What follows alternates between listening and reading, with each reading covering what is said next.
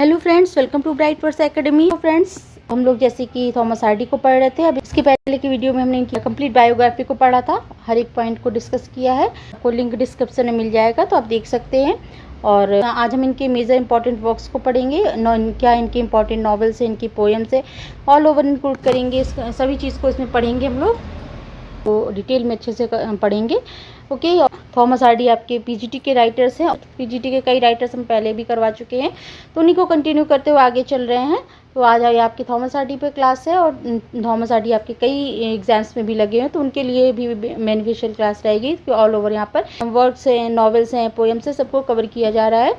Okay. तो channel को अभी तक आपने नहीं सब्सक्राइब किया है तो जरूर सब्सक्राइब कर लीजिए, और वीडियोस को भी ज़्यादा से ज़्यादा लाइक शेयर किया करिए। ओके, ये चलते हैं क्लास की ओर, देखते हैं Thomas Hardy as a novelist, classification and major novels. Okay, उनकी मेजर नॉवेल्स को पहले हम देखेंगे। Classification of Hardy's novel.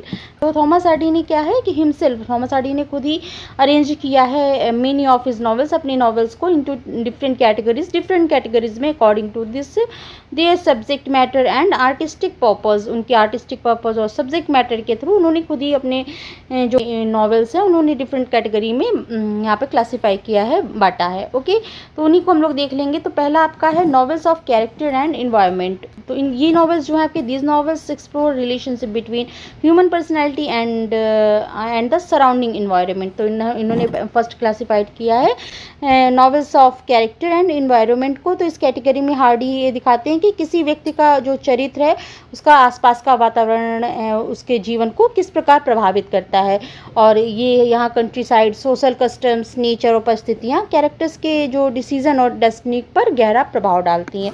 तो एनवायरनमेंट होता है, वातावरण हो गया। एनवायरनमेंट का रिलेशनशिप यहाँ पर दिखाया है, ह्यूमन पर्सनैलिटी के साथ में एक्सप्लोर किया है इस तरह के नॉवेल्स में। उन्होंने किसी व्यक्ति का जो चरित्र और उसका आसपास का वातावरण होता है, उसके जीवन को किस प्रकार प्रभावित करता है। जो country side, social customs, nature और परिस्थितियाँ जो हो गई कैरेक्टर्स के डिसीजन और डेस्टिनी पर गहरा प्रभाव डालती हैं। तो ये इस तरह इन्होंने फर्स्ट क्लासिफाइड किया है। तो इस तरह में आपके कौन से वर्क आ जाते हैं। Far from the madding crowd को रखा है इन्होंने, far from the madding crowd, the return of the native, the mayor of the Casterbridge, the Woodlanders, Tess of the d'Urbervilles, Jude the Obscure. Okay, तो ये इन्होंने इनके मुख्य novel थे जो थे।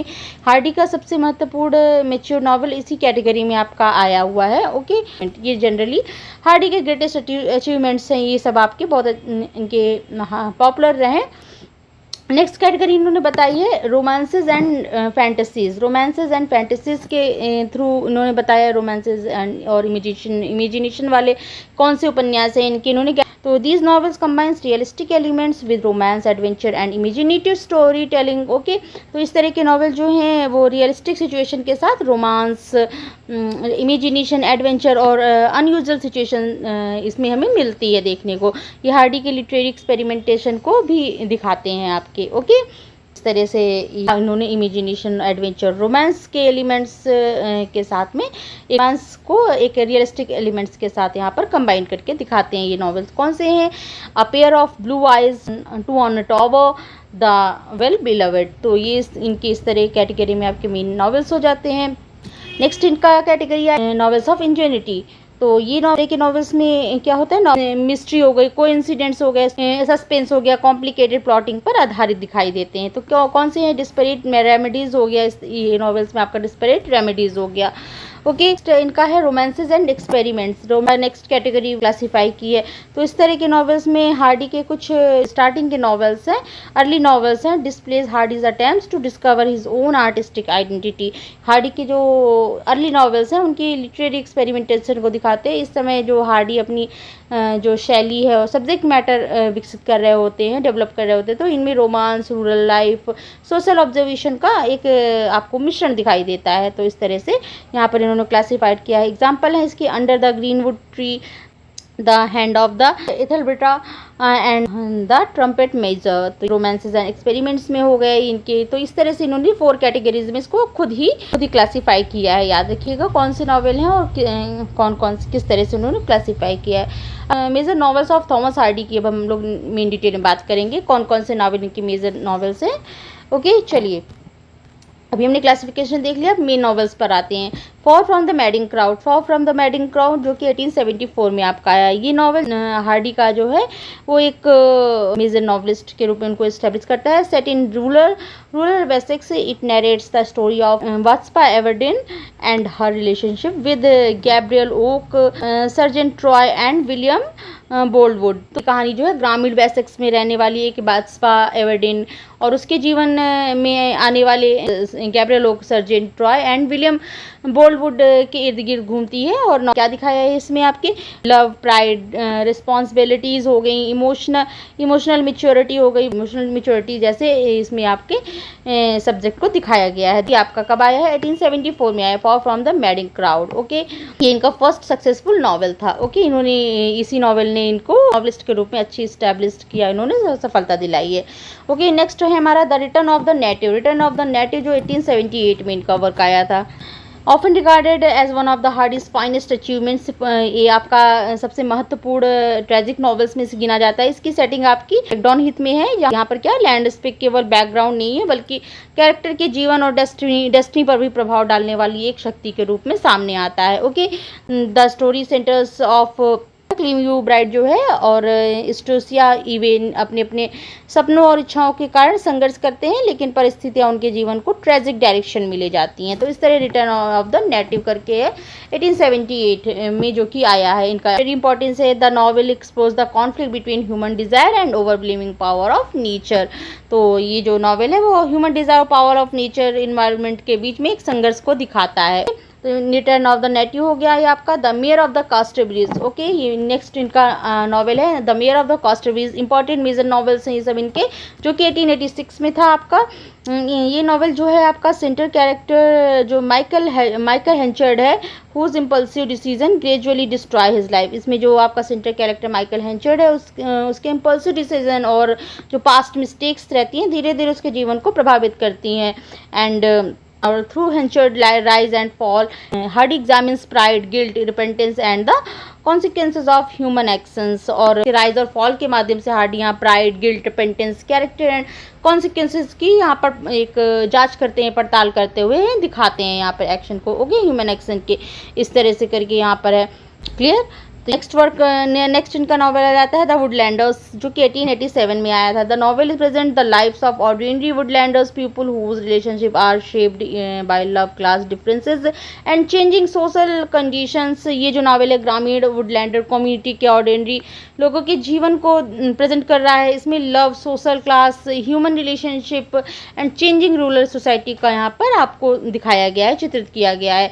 और यहाँ पर हार्डी डीप सिंपैथी ऑफ और रूरल कम्युनिटी, यहाँ पर हार्डी यहाँ रूरल पीपल के प्रति अपनी गहरी सिंपैथी को भी दिखाते हैं। तो वुडलैंडर्स के लिए है ये आपका। तो यहाँ पर love, social class, human relationship and changing rural society को यहाँ पर दिखाता है ये आपका नॉवल वुडलैंडर्स। नेक्स्ट है इनका टेस एंड डर्बरविल्स, जो कि 1891 में आया था। इसमें आपका क्या है, हार्डी की सबसे आपकी एक फेमस मास्टरपीस है ये आपका टेस ऑफ द डर्बरविल्स। याद रखिएगा, इंपॉर्टेंट वर्क है। अभी हम लोग इनको डिटेल में भी पढ़ते चलेंगे। पहले हम लोग राइटर्स को कवर कर लें, इनके मेजर वर्क्स को कवर कर लें, फिर हम लोग इनको डिटेल में भी पढ़ेंगे। डिटेल में भी लेक्चर सारे आपको मिलेंगे देखने को। तो widely regarded as hardly masterpiece कहा जाता है इसको। This novel narrates the tragic life of Tess, an innocent young woman destroyed by social hypocrisy, moral double standards and circumstances beyond her control। इसमें जो सेंट्रल कैरेक्टर टेस वो है वो एक ग्रामीण युवती है जिसकी life social hypocrisy, circumstances and कठोर मॉरल स्टैंडर्ड के कारण ट्रेजेडी में बदल जाती है। ओके, तो इंपॉर्टेंस है देख लीजिए इसकी क्या। The novel strongly criticise Victorian morality and question society treatment of women. तो यहाँ पर ये नॉवेल के थ्रू हार्डी दिखा रहे हैं, हार्डी टेस्ट के माध्यम से विक्टोरियन सोसाइटी के डबल स्टैंडर्ड, विशेषकर यहाँ पर स्पेशली जो वुमेन्स की, स्त्रियों के प्रति अनइक्वल मॉरल जजमेंट पर प्रश्न उठाते हैं, क्वेश्चन कर रहे हैं। ओके, तो ये आपका इसी पर बेस्ड है। इसी पर हार्डी एक रियलिस्ट पोइट है ना, तो वो जो विक्टोरियन सोसाइटी में उस समय स्त्रियों के साथ अनइक्वलिटी जो मॉरल जजमेंट हो रहा था उस पर यहाँ पर एक नॉवेल क्वेश्चन कर रहा है। ओके, नेक्स्ट वर्क है Jude the obscure. Important and इनका लास्ट नॉवेल है ये आपका ज्यूड द ऑब्सक्योर 1895 में। तो इस वर्क में हार्डी के अंतिम नॉवेल है ये आपका, tells story of the Jude final novel है आपका टेल्स। इसमें क्या है, इसका जो प्रोटोगोनिस्ट जूड फॉवले है वो whose dreams of higher education and personal happiness are repeatedly frustrated by social institution and rigid conventions. इसमें जो आपका प्रोटोगोनिस्ट जूड फॉवले है वो education, intellectual achievements and happiness के सपने देखता है, लेकिन सोशल इंस्टीट्यूशन और रिजिड कन्वेंशंस के उसके रास्ते में यहाँ पर बाधा बनते हैं। ओके, उसके कारण वो आगे नहीं बढ़ पाता है। And the novel provoked intense controversy because of its criticism of marriage, religion and educational inequality. और ये जो नॉवेल है वो मैरिज, एजुकेशन, सोशल क्लास और सोशल कन्वेंशन पर गंभीर प्रश्न उठाए गए हैं इसमें, इस नॉवेल के थ्रू। ओके, बहुत कंट्रोवर्शियल भी रहा है। इसकी कंट्रोवर्शियल रिसेप्शन के बाद यहाँ पर बहुत कंट्रोवर्सी हुई इस नॉवेल के लिए। तो इसी के बाद following its publication Hardy abandoned novel writing and devoted himself entirely to poetry. तो और जो द ऑब्सक्योर के बाद इसमें सोशल कन्वेंशन पर काफ़ी गंभीर प्रश्न उठाए गए हैं। कंट्रोवर्शियल रिसेप्शन के बाद हार्डी ने फिक्शन लिखना लगभग छोड़ दिया था, पोइट्री की ओर चले गए थे इसके बाद। इसीलिए इसको लास्ट नॉवल कहा जाता है जूड द ऑब्सक्योर को। इसमें जो सेक्स वगैरह है, इन सब चीज़, मैरिज वगैरह काफ़ी खुल के इसमें इस तरह से बातें हुई हैं, बात किया है इन्होंने। तो इस कारण से इस नॉवल को उनको काफ़ी कंट्रोवर्सी झेली, क्रिटिसाइज़ किया गया। तो इसके बाद उन्होंने, अब हर इंसान के अंदर वो कैपेबिलिटी नहीं होती कि वो नेगेटिव एस्पेक्ट को भी स्वीकार कर ले जल्दी से। तो उसके बाद उन्होंने नहीं लिखा, नॉवेल्स को छोड़ दिया लगभग, और फिर वो पोइट्री की तरफ आ गए। ओके, तो यह इनका लास्ट फाइनल है, आपका लास्ट नॉवेल कहा जाता है जूड द ऑब्सक्योर का। जूड द ऑब्सक्योर को जूड द ऑब्सीन भी कहा गया, नाम भी दिया गया, इस तरह क्रिटिसाइज़ किया गया। तो इस तरह से इसको इनका लास्ट नॉवेल बनता है। ओके, अब हम लोग ने नॉवेल, इनके जो मेजर नॉवेल्स है, जो जहाँ से आपके क्वेश्चन बनते ही बनते हैं, तो ये इंपॉर्टेंट की डेट याद रखिए। इसकी हमने कुल मिला के थोड़ी थीम बता दी आपको। इसको डिटेल में हम लोग अलग से हर एक को पढ़ेंगे बाद में। अब Thomas Hardy as a poet की बात कर लेंगे। तो थॉमस हार्डी जो केवल एक महान विक्टोरियन नॉवलिस्ट ही नहीं थे, वो थे Victorian novelist and distinctive English poet, वो दोनों ही थे। वो एक थॉमस हार्डी जो केवल एक महान विक्टोरियन नॉवलिस्ट नहीं, वे इंग्लिश पोइट्री के भी एक अत्यंत महत्वपूर्ण कवि हैं। He began fiction, with fiction poetry became an important means of expressing his thoughts and emotions. और एक क्वेश्चन आपका ये भी बनता है यहाँ पर कि आपका हार्डी ने अपना कैरियर किससे स्टार्ट किया था। नॉवेल और आपके पोइट में दोनों में आप कंफ्यूज होते और नॉवलिस्ट कर देते, बट आपके थॉमस हार्डी ने अपना career as a poet start किया था। ओके, अब नॉवेल्स में उनको सफलता मिलती गई पहले, तो वो नॉवलिस्ट ज़्यादा पॉपुलर हुए, लेकिन उनकी पोएम भी कम नहीं है। अभी हम लोग पोएम को भी आगे पढ़ेंगे, बट ये पॉइंट भी याद रखिएगा, क्वेश्चन पूछ लिया जाता है कि थॉमस हार्डी ने सबसे पहले कैरियर अपना poet, as a poet start किया था। ओके, ये याद रखिएगा ये पॉइंट को।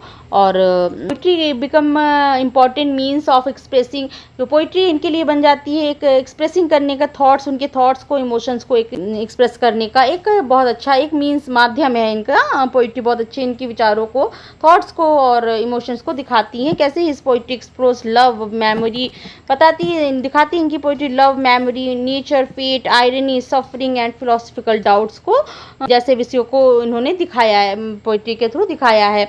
Unlike this romantics, Hardy often present nature as indifferent to human happiness, giving his poetry a realistic and modern outlook. और रोमांटिक पोइट की तुलना में हार्डी की नेचर व्यू अधिक रियलिस्टिक और अनसर्टेन है। और जहाँ रोमांटिक पोइट्स अक्सर नेचर में कंफर्ट और हार्मनी को देखते हैं, हार्डी कई बार नेचर में ह्यूमन इमोशंस के प्रति इंडिफरेंट दिखाई देते हैं। ओके, उदासीन से दिखाई देते हैं। तो ये एक pessimistic, realist and pessimist poet भी कहलाते हैं आपके हार्डी। ओके, नेक्स्ट पॉइंट पे आएंगे, Hardy's transition from novel to poetry. अभी नॉवेल से पोइट्री में अभी हमने पॉइंट बता दिया आपको कैसे आई। जूड द ऑब्सक्योर उनका फाइनल था, इसके बाद इन्होंने फिर फिक्शन लगभग छोड़ दिया, फिर आप ये पोइट्री पे आ जाते हैं। तो इस पॉइंट को भी यहाँ डिस्कस कर लेंगे। तो Hardy wrote novel successfully for several decades. Hardy ने यहाँ पे कुछ वर्षों तक नॉवेल्स बहुत ही सक्सेसफुली लिखे, लेकिन after the publication of Jude the Obscure in 1895, Jude the Obscure जो 1895 में आया, तो उसके पब्लिकेशन के बाद उन्होंने फिक्शन राइटिंग करना छोड़ दिया था। इस वर्क के बाद the controversy surrounding his final novels together with his growing artistic interest in poetry. और जो समय इस बताया ना, जूड द ऑब्सक्योर, जूड द ऑब्सीन भी कहा गया, तो इस तरह से जो विक्टोरियन मॉरलिटी के कारण जो इसको क्रिटिसिज्म झेलना पड़ा, उससे एक कंट्रोवर्सी भी हुई। तो इसके बाद हार्डी ने पोइट्री को अपनी मेन लिटरेरी एक्सप्रेशन बनाया। And in 1898 he publish basics from poems and other versus, और 1898 में इन्होंने basics poems and other versus publish किया, जो इनका वर्क था। 1895 में, याद रखिएगा, इन्होंने छोड़ दिया, जो कि जुबदा सिक्योर आया था 1895 में इन्होंने छोड़ा। और 1898 में फिर इनकी पोएम बेसिक्स कलेक्शन का है, basics poems and other versus publish हुआ 1898 में, जिसने एज अ पोइट यहाँ पर इनको स्टैब्लिश किया अच्छे से। Okay, clear. 1898 में Wessex poems and other verses making the beginning of the important phase in the poetic career. Okay, ये हो गया आपका। चलिए मेजर पोइट्री कलेक्शन देख लेते हैं इनका। देखिए अभी पता है ना, 1898 में Wessex poems and other verses आया। Poems of the past and the present 1901 में आया था। ये इनके पोएम मेजर कलेक्शन है, उनकी बात कर रहे हैं। डाइनस 1904 टू 1908 तक आया इनका। Time's laughing stocks and other verses 1909 में आया इनका। Satires of circumstances lyrics and reveries 1914 में आया। Movement of vision and miscellaneous verses 1917 में आया। और लेट लिरिक्स एंड अर्लियर 1922 में आया। Human source for fantasies songs and trifles 1925 में आया। Winter world in various moods and trace 1928 में आया। तो ये इनके इंपॉर्टेंट मेजर पोएम्स के कलेक्शन है, ये आपके हो गए। ओके, चलिए नेक्स्ट पॉइंट हमारा है Hardy's poetry major themes. Hardy की पोइट्री में मेजर थीम्स क्या होती थी, उनको देख लेते हैं। Hardy's poetry and theme of nature. सबसे पहले हम थीम ऑफ नेचर की बात करेंगे, तो इसमें नेचर है। नेचर इंपॉर्टेंट एलिमेंट रहता है आपके पोइट्री में हार्डी की, लेकिन अनलाइक वर्ड्सवर्थ, लेकिन उनका नेचर व्यू जो वर्ड्सवर्थ से अलग होता है। वर्ड्सवर्थ नेचर को अक्सर कैसे मानते थे, वो सोर्स ऑफ कंफर्ट था उनके लिए, स्पिरिचुअल गाइडेंस थी उनके लिए, एक स्पिरिचुअल टीचर थी, मार्गदर्शक थी, मानसिक शांति देने वाली थी शक्ति के रूप में, आप वो देखते थे नेचर में। Nature often appear indifferent to human joy and sorrows. यहाँ पर हार्डी ने जो प्रेजेंट किया, इसके विपरीत हार्डी प्रकृति को अक्सर जो है मानवीय सुख दुख के प्रति उदासीन दिखाते हैं, इंडिफरेंट सा दिखाते हैं, उदासीन दिखाते हैं। मनुष्य दुखी हो या खुश हो, प्रकृति अपने नियमों के अनुसार चलती रहती है और ऋतुएं बदलती हैं, पक्षी गाएंगे और प्राकृतिक प्रक्रियाएं जारी रहती हैं, चाहे मनुष्य को कितना भी दुख या लॉस क्यों ना हो। लेकिन यहाँ पर एक उदासीनता दिखाई देती है हार्डी के नेचर पर। ओके, नेक्स्ट थीम की बात करेंगे, fate and chance. Fate and chance के थीम पर इन्होंने लिखा है। हार्डी की पोइट्री फ्रीक्वेंटली एक्सप्लोर करती है limited control human beings have over their lives. मनुष्य अपने जीवन को पूरी तरह कंट्रोल नहीं कर सकता है। यहाँ पर फेट एंड चांस की भी थीम रहती है इनके में। पीपुल मेक प्लान्स, लोग प्लान्स बनाते हैं एंड चॉइसेस रहती है उनकी, but chance, accident and coincident and unexpected circumstances can alter their destiny. लेकिन लोग प्लान बनाते हैं अपने लिए, डिसीजन लेते हैं, लेकिन चांस है, कोई एक्सीडेंट है, कोइंसिडेंट्स हो गए, अनएक्सपेक्टेड सर्कमस्टांसेस अचानक हमारी पूरी डायरेक्शन बदल देती है, हमारे पूरी डेस्टिनी को ही, किस्मत को ही बदल देती है। Okay, his idea of fate is not always religious and predetermined, rather he often suggests the presence of an impersonal force influencing human existence। Hardy का फेट हमेशा ट्रेडिशनल रिलीजियस सेंस में प्रीडिटरमाइंड डेस्टिनी नहीं रहता है, कई बार impersonal force को भी की भी कल्पना करते हैं जो ह्यूमन लाइफ को प्रभावित करती है। और इसी में उन्होंने जैसे इमिनेंट विल, यहाँ हार्डी की जो फिलॉसफी में इमिनेंट विल का जो विचार जो है वो बहुत महत्वपूर्ण रखता है। तो जो अनकंट्रोल शक्तियाँ होती हैं वो ह्यूमन को कंट्रोल करती हैं। तो ये जो इनका मेन फेट एंड चांस होता है, इनकी पोइट्री इस थीम पर भी रहती है। एंड नेक्स्ट है theme of time and memory. Time and memory का भी इंपॉर्टेंट रोल रहता है आपके हार्डी की पोइट्री में। हार्डी के अनुसार जो बीता हुआ समय वापस नहीं आता है, लेकिन उसकी मेमोरीज जो है वर्तमान को प्रभावित करती हैं। हार्डी ने कहा जो while memories preserves experience that no longer be recovered. जो उनकी पोएम में cost love past relationship and earlier moments of life को हम देखते हैं, यहाँ पास्ट रिलेशनशिप और पुराने एक्सपीरियंसेस को याद करते हैं अपनी पोइट्री में।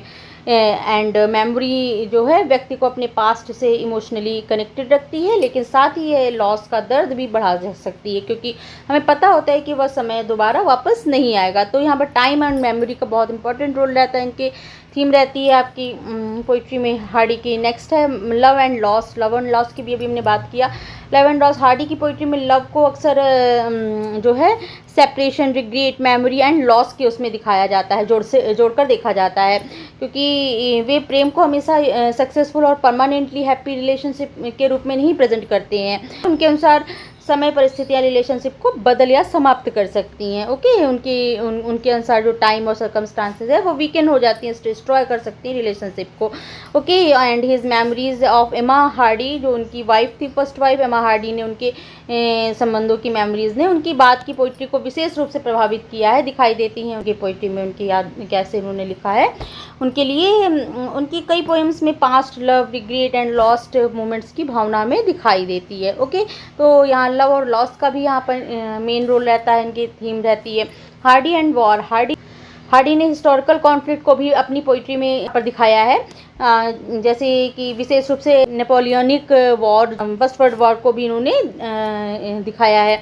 इन the Dynasts he presents the Napoleonic period. Dynasts में उन्होंने नेपोलियनिक पीरियड को दिखाया है, एक व्यापक हिस्टोरिकल पर्सपेक्टिव में उसको प्रेजेंट किया है। हार्डी जो है केवल वॉर को हीरोइज्म, विक्ट्री या मिलिट्री ग्लोरी के रूप में नहीं देखते हुए इसके पीछे छिपे मानवीय सफरिंग और डिस्ट्रक्शन पर अधिक ध्यान देते हैं। जो मिलिट्री अचीवमेंट्स है ये इन सब के बजाय क्या है, मिलिट्री ग्लोरी है, हीरोइज्म है, विक्ट्री है, इसके रूप में वो खाली वार को नहीं देखते हैं। वो उसकी जगह क्या है, emphasized the human cost of war and the larger forces that influence historical events.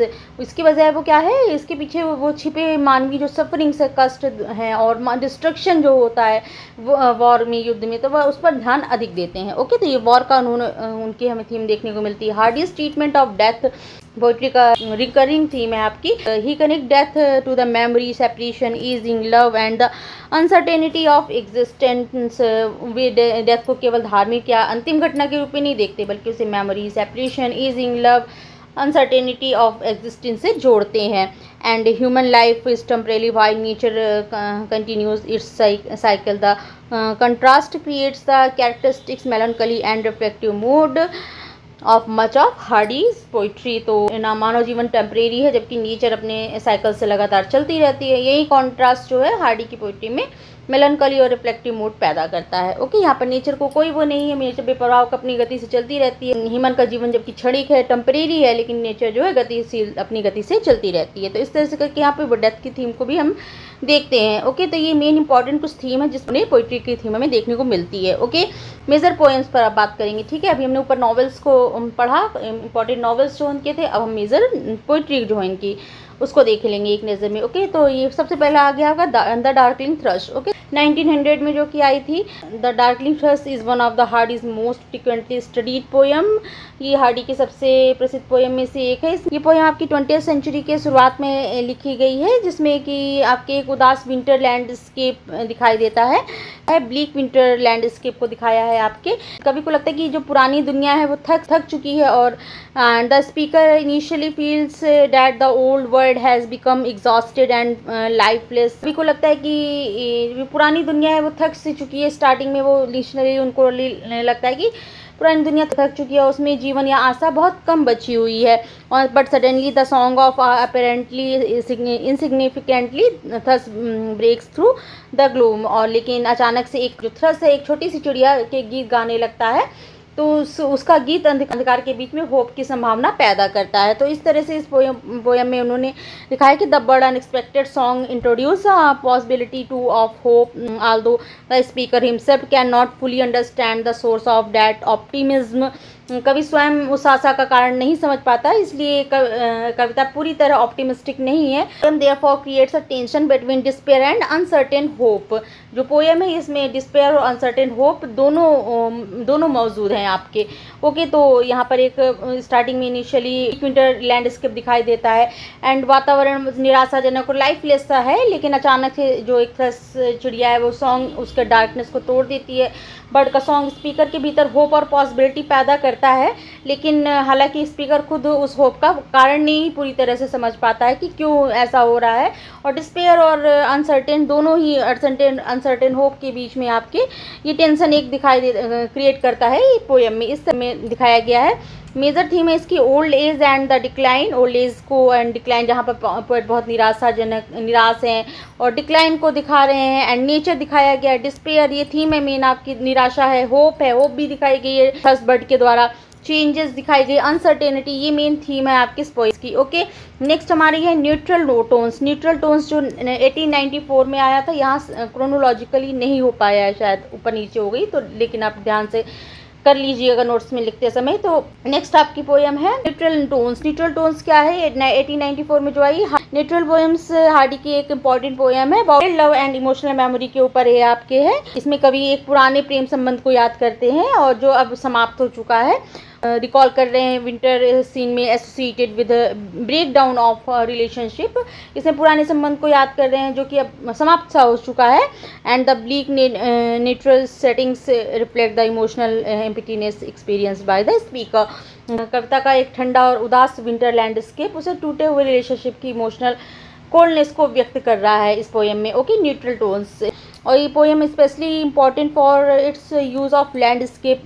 क्यों इम्पॉर्टेंट है? लैंडस्केप के यूज़ के कारण as a mirror of human emotion, जो कि दिखा रहा है मिरर एक तरह का ह्यूमन इमोशंस को। ओके, लैंडस्केप उससे टूटे हुए रिलेशनशिप की इमोशनल कोल्डनेस को व्यक्त करता है। प्रकृति यहाँ केवल बैकग्राउंड नहीं बल्कि कवि की मनस्थिति को भी पूरी तरह से यहाँ पर दिखा रही है। ओके, तो पोएम लव और पेनफुल मेमोरी से संबंध को दिखाती है। स्पीकर एक पुराने विंटर सीन को याद करता है जो उसकी फेल्ड रिलेशनशिप और इमोशनल कोल्डनेस को रिफ्लेक्ट करता है। नेचर केवल सीनरी नहीं है, वह स्पीकर की इमोशनल कंडीशन को यहाँ पर रिफ्लेक्ट करती है। ओके, तो ये आपकी हो गई टोन्स जो कि आपकी आई थी 1894 में। इसकी मेजर थीम्स लॉस्ट लव हो गया, खोया हुआ प्रेम, memory, emotional bitterness, nature, time, disillusionment. तो इस तरह से करके इसकी मेन आपकी थीम है ये, और love, separation, memory, grief, longing, lost love, memory, grief. तो ये इसका मेन थीम हो जाएगा, ये आपकी मेन थीम हो जाएगी। ओके, नेक्स्ट है आपकी द वॉइस 1912 में जो कि आई थी द वॉइस। ये पोएम इनकी पर्सनल पोएम में से एक है। कवि जो इसमें खोए हुए व्यक्ति की आवाज़ को याद करता है, रिमेंबर कर रहा है लव्ड वन, जिसकी imagines hearing her voice again, उसकी आवाज़ को याद करता है as the poem progress. And memory इतनी पावरफुल हो जाती है कि उसे लगता है कि जैसे वो प्रिय व्यक्ति फिर से उसे पुकार रहा है। ओके, कविता में आपके लव, सेपरेशन एंड ग्रीफ एक दूसरे से जुड़े हुए हैं एंड प्राइवेट ग्रीफ को दिखा रहे हैं universal meditation on loss and memory के थ्रू। तो हार्डी व्यक्तिगत दुख को एक यूनिवर्सल ह्यूमन एक्सपीरियंस में बदल देते हैं। ओके, तो इस तरह से करके उनका वो अपनी पर्सनल जो उनके दुख है उसको एक यूनिवर्सल ह्यूमन एक्सपीरियंस के में ट्रांसफॉर्म करके दिखा रहे हैं। इसकी थीम आपकी सेपरेशन हो गई, अलगाव, memory, love, grief, time, longing. तो इनकी देखिए यही तो मेन थीम होती है। अभी हमने ऊपर थीम के विषय में बात किया, तो इनके यही पोइट्री में यही थीम मेन इन्होंने दिखाया है। इनके लिए वर्ड्सवर्थ जैसे स्पिरिचुअल गाइडेंस, टीचर के जैसे नेचर में देखते थे, बट यहाँ पर वो जो प्रेजेंट कर रहे हैं वो उसको इनका देखने का इनका इंडिफरेंट है, उदासीनता भरा है इनका नज़रिया। ओके, तो ये आपकी 1917 में आई थी। तो इस मॉर्टेलिटी पर विचार कर रहे हैं, passage of time and the temporary nature of the human happiness, family life को खुशहाल मोमेंट्स के साथ चेंजिंग वेदर और सीजन को भी दिखाया गया है इसमें, alongside the recurring movement of nature and weather. खुशहाल फैमिली के मोमेंट्स के साथ साथ चेंजिंग वेदर और सीजन को भी दिखाया गया है। और the repeated movement of season suggest that human life passes while nature continues its cycle. मनुष्य का जीवन धीरे धीरे समाप्त होता जाता है, लेकिन नेचर अपने साइकिल से चलती रहती है। अभी ऊपर आपने थीम देखी ना, नेचर को फर्क नहीं पड़ता, अपने साइकिल से चलती जाती है, मनुष्य अपने जीवन में धीरे धीरे समाप्त हो जाता है। इसलिए कविता हमें ह्यूमन लाइफ इम्परमानेंस का एहसास कराती है। ओके, यहाँ इसकी थीम आपकी टाइम हो गया, mortality, family, nature, change, impermanence. तो ये इसकी मेन कुछ थीम हो गई। कन्वर्जेंस ऑफ द ट्विन 1915 में इनका वर्क आया था, जो कि ये कविता जो है respond to the sinking of the Titanic, जो आपका टाइटैनिक डिसास्टर से संबंधित है आपकी पोएम। इसमें हार्डी टाइटैनिक को ह्यूमन टेक्नोलॉजी अचीवमेंट्स और प्राइड का प्रतीक बनाते हैं। ओके, तो हार्डी इमेजिन करते हैं disaster as the meeting point of the human pride and a partly indifferent universe. तो हार्डी इसमें टाइटैनिक को ह्यूमन टेक्नोलॉजी अचीवमेंट और प्राइड का प्रतीक बताते हैं। एंड जबकि आइसबर्ग प्रकृति की अनएक्सपेक्टेड पावर का प्रतिनिधित्व करती है। Okay, magnificent ship represent technological confidence and human achievements को दिखा रहा है, while the iceberg represents the unexpected forces that can destroy human plans. और हार्डी ये दिखाते हैं कि मनुष्य टेक्नोलॉजी और प्रोग्रेस पर कितना भी गर्व करें, फिर भी अनएक्सपेक्टेड फोर्सेस जो हैं उनके प्लान्स को बदल देती हैं। इसलिए ये पोएम जो है में फेट, आयरनी और ह्यूमन प्राइड यहाँ पर इंपॉर्टेंट बन जाते हैं। ओके, यहाँ पर इन्होंने हार्डी का कहना है कि टेक्नोलॉजी चाहे जितनी प्रोग्रेस पर हम गर्व कर लें, लेकिन जो अनएक्सपेक्टेड फोर्सेज, आपकी इमिनेंट विल की जो फिलॉसफी इनकी यहाँ पर उन्होंने प्रेजेंट की है कि अनएक्सपेक्टेड फोर्सेज है, उनका प्लान वो प्लान को बदल देती है। यही मेन अभी हमने ऊपर थीम की बात की तो इनकी पोएम्स इसी थीम पर रहती है, इसलिए इस पोएम में फेट, आयरनी और ह्यूमन प्राइड यहाँ पर इंपॉर्टेंट बन जाते हैं। Major theme human pride, fate, technology, nature, irony, disaster, ये इनकी मेन थीम हो गई। नेक्स्ट हमारी पोएम है ah are you digging on my grave, 1913 में जो कि आई है। इसका क्रोनोलॉजी नहीं हो पाया है तो उसको आप कर लीजिएगा। ओके, तो नेक्स्ट पोएम की हम लोग बात करेंगे। Ah are you digging on my grave 1930 में आई है। ये पोएम डेथ एंड रिमेम्बरेंस को अलग तरीके से प्रेजेंट करती है। तो मृत व्यक्ति सोचता है कि शायद कोई जीवित व्यक्ति उसकी ग्रेव पर आकर उसे याद कर रहा है, लेकिन बातचीत आगे बढ़ने पर उसकी यह उम्मीद कमज़ोर पड़ जाती है। Okay, Hardy uses the apparently simple conversational situation to expose human selfishness and the temporary nature of remembrance. Hardy यहाँ आयरनी और डार्क ह्यूमर का प्रयोग यूज़ करते के दिखाते हैं कि जीवित लोग हमेशा मृतकों को उतना ही याद नहीं करते जितना मृत व्यक्ति सोच सकता है। ओके, तो इस तरह से इसकी थीम आपकी क्या है, death, memory, human selfishness, irony, dark humour, ये इसकी मेन थीम हो गई। ओके, नेक्स्ट इनकी पोएम है आफ्टरवर्ड्स। आफ्टरवर्ड्स 1917 में आई थी। आफ्टरवर्ड्स रिफ्लेक्ट करती है हार्डीज थॉट्स को about how he might be remembered after his death. उनकी डेथ के बाद वो रिमेम्बरेंस के बारे में सोचते हैं अपनी डेथ के बाद, और वे यह नहीं चाहते कि उन्हें केवल किसी बड़े मोनूमेंट या एक्स्ट्राऑर्डिनरी अचीवमेंट के कारण याद किया जाए, rather than asking for heroic remembrance के तौर पर ना याद करके speaker imagines small natural signs and ordinary observation through which people might recall his existence. वे नहीं चाहते हैं कि उन्हें केवल किसी मोनूमेंट या एक्स्ट्रा ऑर्डिनरी अचीवमेंट के कारण याद किया जाए, वे चाहते हैं कि लोग उन्हें नेचर और एवरीडे लाइफ की छोटी छोटी घटनाओं के माध्यम से याद करें। The poem demonstrate Hardy's humility and deep relationship with nature, humility, love of nature and awareness of mortality को ये पोएम आपको दिखाती है। ओके, इसकी मुख्य मेन थीम है आपकी death, memory, nature, legacy, human mortality, ये इसकी मेन थीम हो गई। नेक्स्ट है ओके, तो ये कुछ इंपॉर्टेंट जो उनकी पोएम्स है, ये उसको आप बाद में हम लोग जब कवर कर लेंगे पोएट्स को, तो उसके बाद हम लोग इनको भी जो इनके मेन मेजर वर्क्स हैं तो उनको भी हम लोग अलग से भी पूरा डिटेल में अच्छे से पढ़ेंगे। ओके, तो ये इनके मेन इंपॉर्टेंट कुछ वर्क्स थे। ओके, ये पोएम हो गई। ऊपर हमने नॉवेल्स को क्लियर किया। अब इनके हार्डीज पोएटिक स्टाइल पर भी बात कर लेंगे थोड़ी कि हार्डी की पोएटिक स्टाइल किस तरह की थी। तो हार्डी की पोएटिक लैंग्वेज अक्सर सिंपल एंड कन्वर्सेशनल होती थी। Poetic style is remarkably individual होती है उनकी। He frequently uses simple and conversational language को यूज़ करते हैं, but place profound philosophical ideas beneath its simplicity. Language उनकी अक्सर सिंपल और कन्वर्सेशन दिखाई देती है, लेकिन उसके पीछे एक गहरे फिलोसफिकल आइडियाज छिपे होते हैं, मीनिंग उसका डीप होता है। ओके, जो उनके सिंपल लैंग्वेज के पीछे एक डीप फिलोसफिकल आइडियाज़ रहते हैं उनके। And his poems may appear straightforward on first reading, yet they often contain irony, ambiguity, symbolism and complex emotional patterns.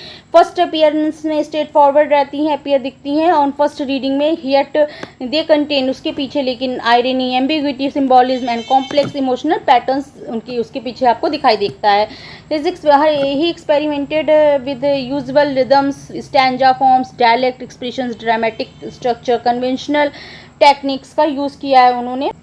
उनके पोएम से irony, symbolism, ambiguity, usual rhythm, dramatic structure, conversational techniques का हमें use देखने को मिलता है। His poetry therefore does not always follow the polished musical patterns associated with traditional Victorian, उनकी poetry traditional Victorian musicality से अलग है। अनयूजुअल रिदम्स हो गए एंड अनकन्वेंशनल फॉर्म्स का प्रयोग करते हैं, जिससे उनकी पोइट्री में एक डिस्टिंक्टली मॉडर्न क्वालिटी आती है। ओके, तो इस तरह से इनकी पोइट्री डिफरेंट है। अदर इनका नज़रिया नेचर के प्रति और जो पोइट्री में इन्होंने दिखाया है वो एक उदासीनता भरा पेसिमिस्टिक पोइट कहे जाते हैं आपके हार्डी। ओके, तो ये था आपका किस स्टाइल से उन्होंने लिखा है, पोएटिक स्टाइल की बात की हमने यहाँ पे।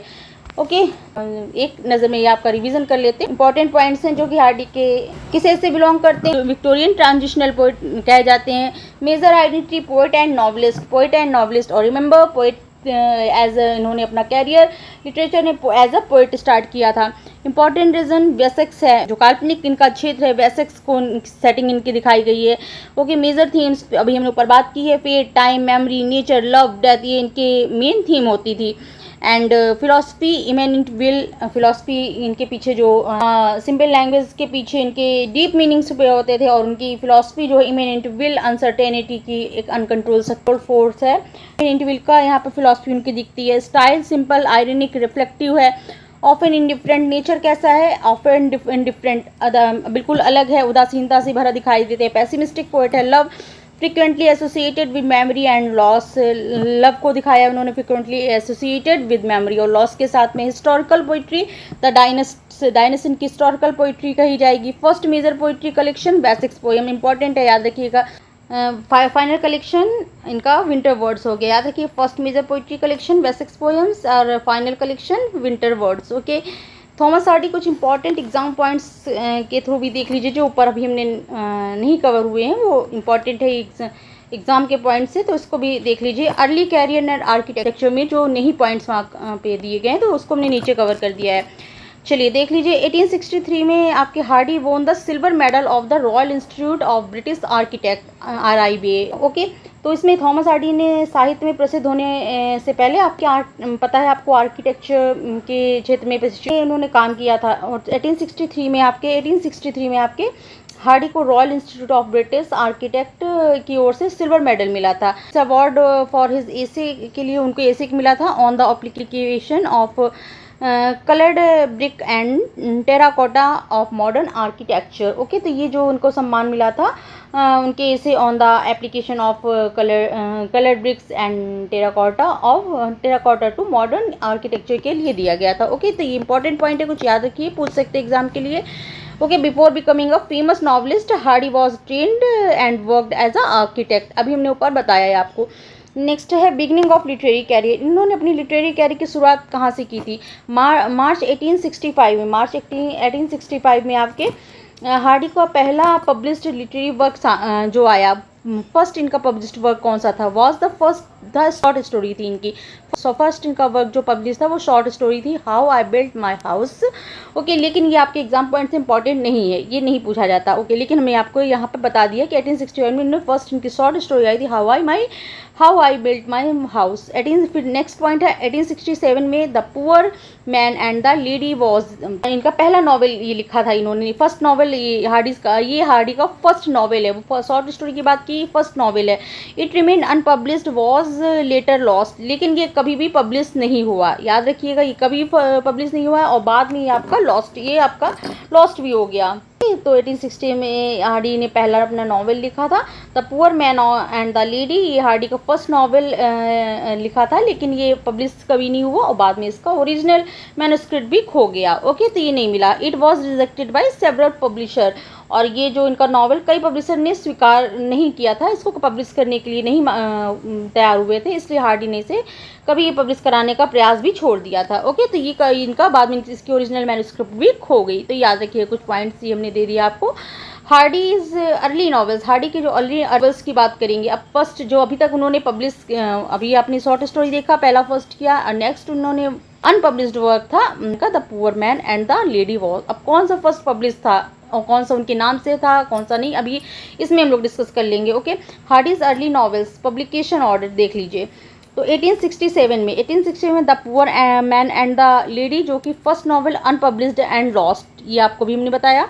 एंड 1871 में इनका 1871 में याद रखिएगा desperate remedies, first published novel था, पब्लिश्ड एनोनिमसली। अब ये याद रखिएगा, फर्स्ट इनका पब्लिश्ड वर्क था डिस्परेट रेमेडीज, लेकिन ये इनके नाम से नहीं आया था। ओके, ये भी याद रखिएगा, ये पॉइंट इंपॉर्टेंट। डिस्परेट रेमेडीज ये फर्स्ट इनका पब्लिश्ड नॉवेल था, लेकिन ये एनोनिमसली था, इनके नाम से नहीं था। अब नेक्स्ट बात करेंगे 1872 में अंडर द ग्रीनवुड ट्री, ये सेकंड पब्लिश्ड नॉवेल था, पब्लिश्ड एनोनिमसली, ये भी आपका एनोनिमसली पब्लिश कराया था। ओके, फिर 1873 में अ पेयर ऑफ ब्लू आइज, फिर 1873 में याद रखिएगा अ pair of blue eyes, first novel published under his own name, ये इनका फर्स्ट नॉवेल था जो कि उनके अपने नाम से आया था। ओके, याद रखिएगा, ये इंपॉर्टेंट पॉइंट है, ये इनका फर्स्ट वर्क है जो कि इनके अपने नाम से आया था।